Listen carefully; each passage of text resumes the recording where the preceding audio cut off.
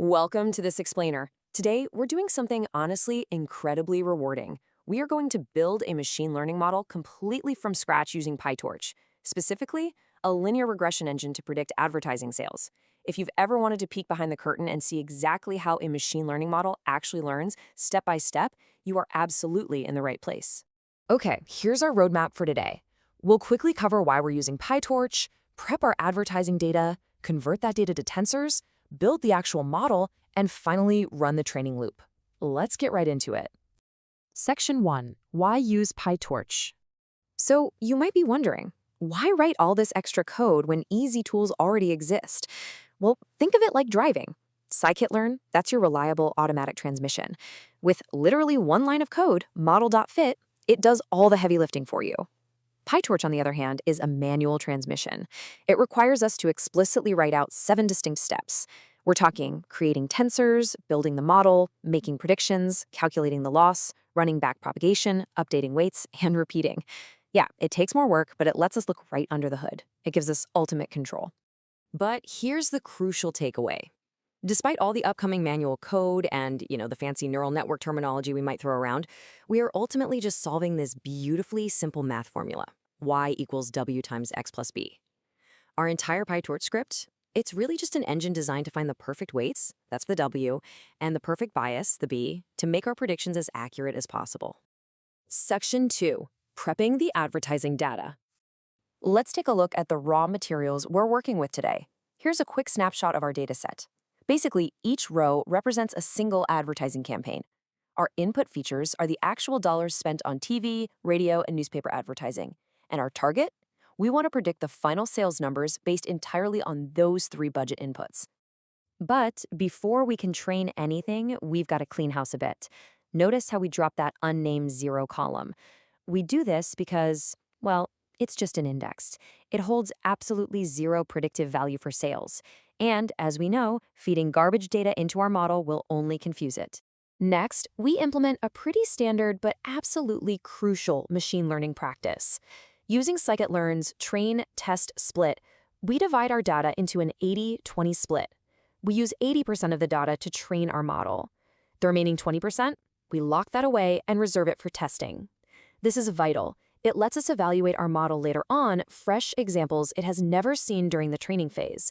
That way, we know it's actually learning real patterns, not just memorizing the data. Finally, to wrap up our data prep, we apply feature scaling using Standardizer. Now, why does this matter? Well, think about it.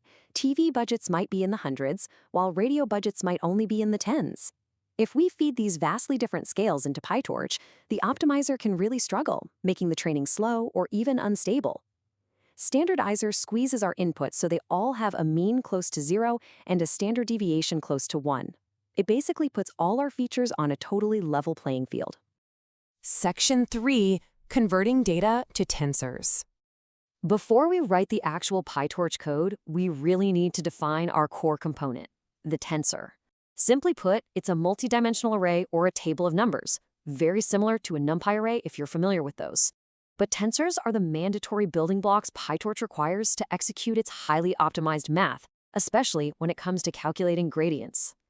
And this right here brilliantly illustrates our human intention behind the code. Look at how we use torch.tensor to manually transform our scaled NumPy arrays directly into PyTorch tensors. Notice the dtype equals torch.float32 part? We're explicitly casting our data into 32-bit floating point numbers. Why?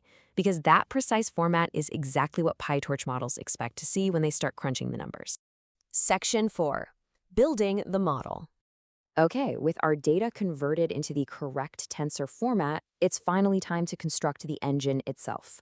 For a linear regression task, our architecture is super straightforward. We use PyTorch's nn.linear module.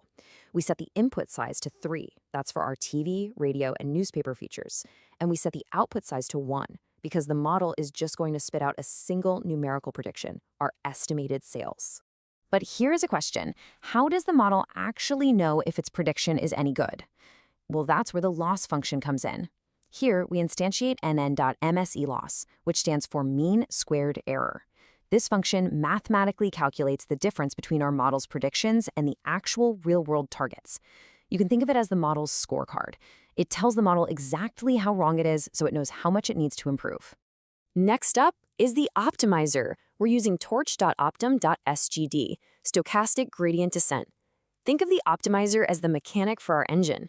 While the loss function points out the errors, the SGD optimizer is the one turning the wrenches, adjusting the model's weights and biases step by step to actually fix those errors.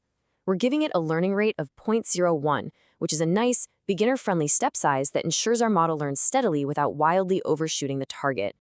Section 5, the train loop. We've built the engine, we've hired our mechanic. Now let's fire this thing up. Just a quick definition first, an epoch. An epoch is simply one complete pass through the entire training dataset. We're going to run this training loop for 1,000 epochs, giving the model 1,000 repetitions to really refine that mathematical relationship between those ad budgets and our sales. PyTorch training follows this really elegant 5-step choreography. Step 1, the model makes a guess. Step 2, we calculate the loss to see how bad that guess was. Step 3, we clear out the old gradient math from the previous step so we can start fresh. Step 4, we calculate the new gradients. This is the famous backpropagation that figures out exactly how to correct the mistake. And finally, step 5, the optimizer updates the weights based on those calculations. Let's look at the actual code and see how this builds out perfectly. Look right inside that for loop. You can explicitly see those 5 steps we just talked about. Y train pred equals model of X train tensor. That makes the prediction. Next, we calculate the loss. Then, optimizer.zeroGrad clears the slate. Loss.backward computes those vital backpropagation gradients, and optimizer.step applies the fix to our weights. By writing this out manually, you get complete visibility into the beating heart of machine learning.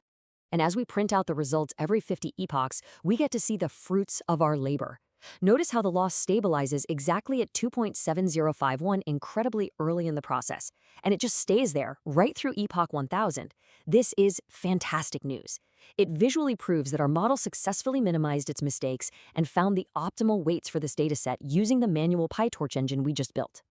But as any good data scientist knows, doing well in practice just isn't enough. Our model's engine is built and humming perfectly in training, but how will it perform against the unknown real world? To find out, we'd use torch.nograd to freeze our gradients and run our locked-away test set through the model to calculate our final evaluation metrics. I highly encourage you to check out the practice exercises in the source notebook to run this final evaluation yourself and maybe even experiment with different learning rates. Keep experimenting, keep looking under the hood, and thanks for joining me on this explainer.